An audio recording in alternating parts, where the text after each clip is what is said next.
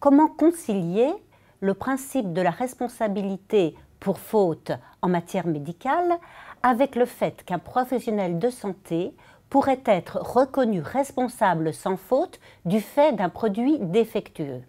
Eh bien, avant de répondre à cette question, je pense qu'il faut rappeler le principe général. Le professionnel de santé ou l'établissement de santé ne peuvent être reconnus responsables que si une faute de leur part est prouvée, faute à l'origine du dommage.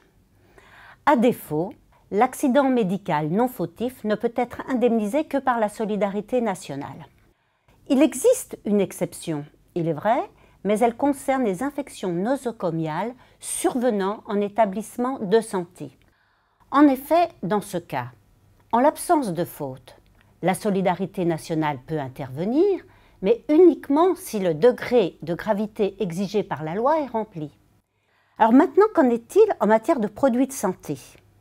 Eh bien, il existe une loi, et cette loi de 1998 dispose que le producteur, mais je dis bien le producteur, est responsable du dommage causé du fait de son produit défectueux.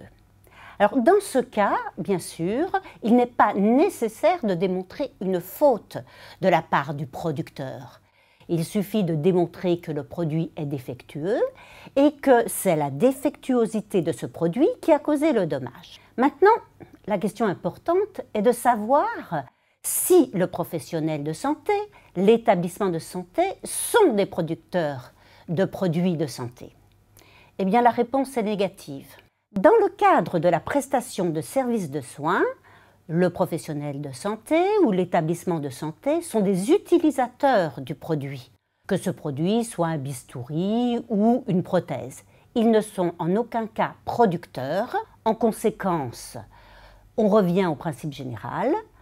Le professionnel de santé, l'établissement de santé ne peuvent être reconnus responsables que si l'on prouve une faute de leur part.